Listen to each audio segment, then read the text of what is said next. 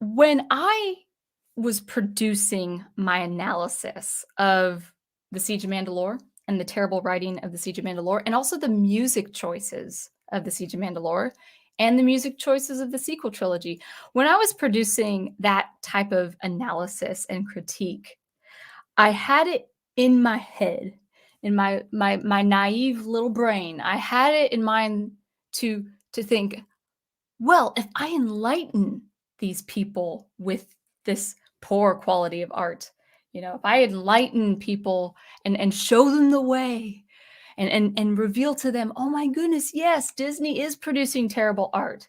Disney is producing terrible writing. Disney is producing terrible shows and entertainment and all that. If I show them the way, if I show them the light, then whoa, people, even in the Phantom Menace, they're gonna see, yeah, that is terrible writing, and therefore I'm not gonna watch it. That was 2 years ago. That was my brain. That was my mode of thinking 2 years ago. My mode of thinking was, well, if I point out the bad, people who would agree with me will stop watching the bad. Now, those of you who do listen to me, I know you guys don't watch this stuff. Like those of you who listen to Professor Geek, I know you guys don't watch this stuff. But for people out there in the YouTube industry who would say, okay, guys, this writing is terrible, and these promotions and all this marketing strategy, and it's showing that this show is going to be terrible. 2 years ago, I thought, well, if people know the show is going to be terrible, of course they're not going to watch it. And Rings of Power has proven that not only will people knowing that they're going to hate the show, knowing they're going to think it's terrible, they will not only watch it, they will go at it head on. Totally as excitable puppy dogs. They're going after that meat. They're going after the bad. They relish the bad. If I knew this, or if this was the climate of the entertainment 2 years ago with The Siege of Mandalore, I would have not produced my content. Honestly. Honestly, guys, I'm gonna say it's such a revelation for me. I wouldn't have spent so much time talking about the faults and the flaws of a character like Ahsoka Tano. Because I would think, well, no, people would understand the danger of that in entertainment, and they would avoid it. They would avoid it like the plague. But now we are in this industry. I'm not. But we see everywhere. We're in this YouTube industry where it's like, oh, yes. Oh, the writing is gonna stink. It's gonna be bad. Oh, I can't wait to watch it. And then not only my closest friends will watch it with me, but my massive audience will watch it with me too. And so my warnings concerning something like the writing missteps of The Siege of Mandalore is moot. Doesn't matter anymore. Now with entertainment, the entertainment climate these days,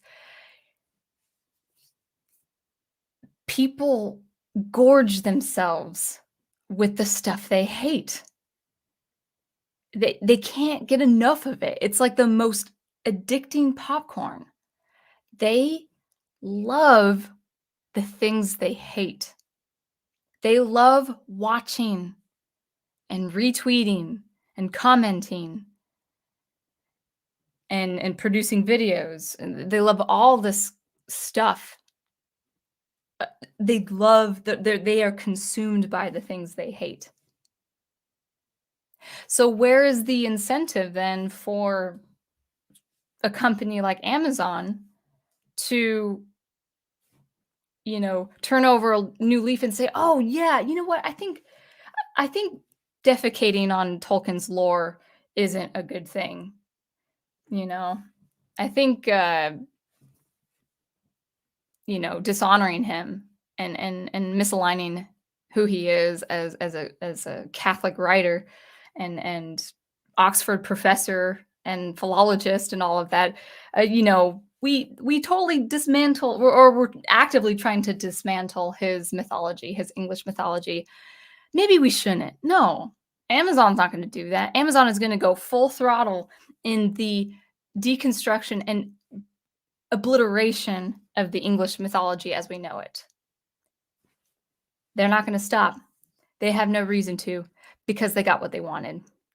They received, I think, 25 million views globally with their first 2 episodes of Rings of Power, and we can thank the Fandom Menace for a huge contribution. Thank you, Fandom Menace. Thank you for hate watching and promoting the asinine and also the bad. It's, you have potential, you have untapped potential of stopping the political shenanigans and the nonsense, but you don't because you can't stop because you're addicted. Because you hate watch. You watch. You consume all your time and mental energy on the things you hate.